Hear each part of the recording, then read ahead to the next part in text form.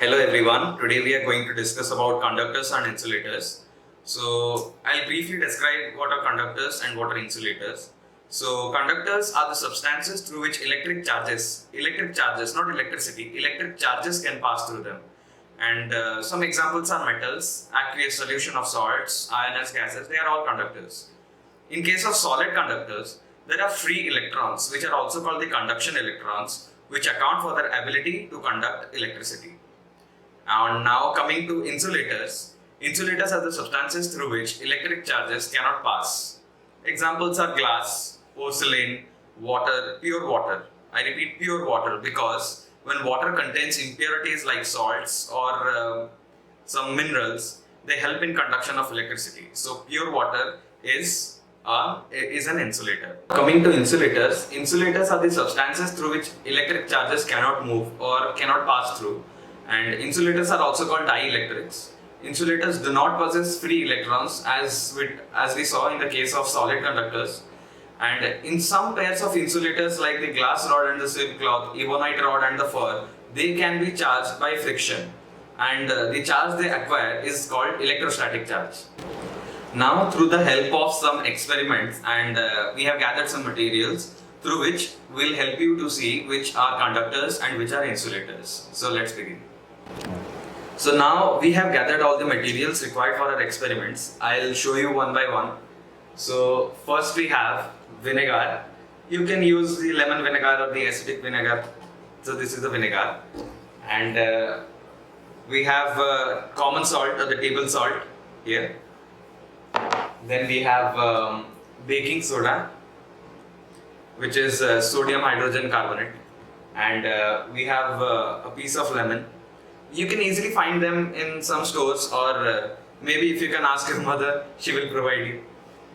And we have a metal scale, a steel scale, stainless steel scale. These are available in the bookstores. And I have a pencil which is sharpened from both the ends, so that the graphite, this is made up of graphite, the tip of the pencil, so that we can help you see whether it conducts electricity or not, the graphite part mainly. And we have a pen which is mainly made up of plastic or glass stick. And we have, I have made a simple circuit over there.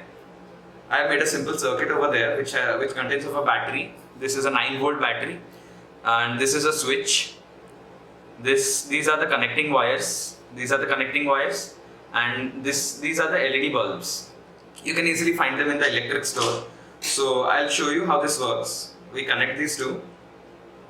So I have made a circuit with this. So we complete the circuit, and when we switch on the switch, the circuit is complete and the bulb glows. So these are the materials required.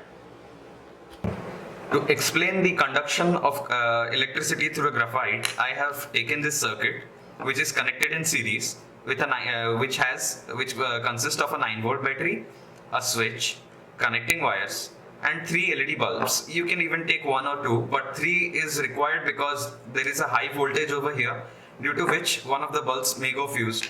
So 3 bulbs are required for this. It may be 4, maybe 5, but 3 is the minimum requirement. I have connected them in series. Now the circuit is open. As you can see, these 2 wires are not connected. So I will connect this pencil to show its conduction of electricity. I'll switch on the circuit. I'll put both the ends to see if the bulb glows. If the bulb glows, that means graphite is a good conductor of electricity. As you can see, the bulb is glowing, which indicates that the pencil rod, the graphite rod, which is present inside the pencil, is a good conductor of electricity. Next, we take a pen, which is made up of plastic. Now, I have again switched on the circuit, and I'll connect both the wires to the ends of the pen. And if the bulb glows, we can understand that it's a conductor. But if it does not glow, then it indicates that the pen is an insulator. As you can see, I have connected both the wires at the ends of the pen, but the bulb does not glow, even when the circuit is complete. This indicates that the pen, which is made up of plastic, is an insulator. I have taken a beaker which is filled with water. It's also pure water, the water which comes from an AquaGuard. So I'll pour this water into this container. I've taken the pure water over here, and I have taken the same circuit. The switch is on because you can see the bulb is glowing. Now when I put these ends of the circuit into this container containing water, if the bulb glows, then we can understand that pure water is a conductor of electricity. But as we discussed earlier, pure water does not conduct electricity. We'll prove this through an experiment. You can see that the bulb is glowing a little bit, which implies there are impurities in this water. This water is not completely pure because it contains some added minerals. That is why the bulb is glowing. If we take pure water, the bulb will not glow. So now we move on to our next experiment to prove that pure water is an insulator. We have taken some pure water in this container. Now I pour it to this container over here. So now we have pure water over here and the circuit over here. The circuit is complete, but when I put these ends of the wire inside the water, if the bulb glows, we can understand that pure water is a conductor. But if the bulb does not glow, then pure water is an insulator. So we move on to the experiment. As we can see, the bulb does not glow. This indicates that pure water is an insulator of electricity. Now we have some baking soda over here and the pure water and the circuit. So the circuit is already complete. We just need to put the ends in this. And first we have to add baking soda to the water and mix it well. Now the water, pure water, contains baking soda which is soluble in it. Now switch it on, and when I put these ends of the wire into it, if the bulb glows, then it's a conductor, and if the bulb does not glow, then it's an insulator. As you can see, the bulb slightly glows. Because we have put a small amount into it, much electricity is not able to pass, but still baking soda is a conductor of electricity. We can see, we know that pure water does not possess free electrons to conduct electricity. But when we added baking soda to pure water, we could see that the bulb glowed, which indicates that baking soda added free electrons which allowed electricity to pass, hence proving it as a conductor. Now we have again taken pure water, a slice of lemon, and the circuit.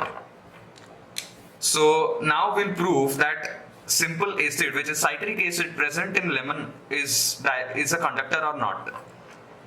So I'll put both of these ends of the wires into the lemon, and to check that if citric acid is a conductor of electricity or not. As you can see, the bulb does not glow, which indicates that citric acid, the simple acid, is not a conductor of electricity. Now we will add this citric acid to the pure water to check if it conducts electricity or not. So we squeeze the lemon.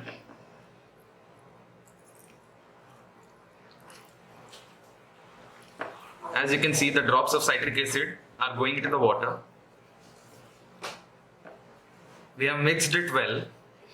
I have added the lemon juice to the water, which is citric acid mixed with water.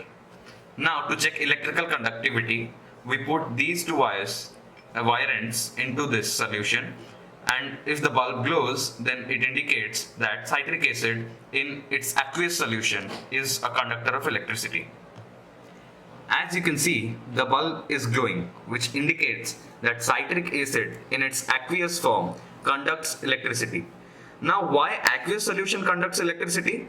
Because when an acid in its aqueous solution, it helps in the dissociation of the hydrogen ions, which helps in the conduction of electricity, as the dissociation of hydrogen ions helps in the possession of free electrons and the conduction of electricity.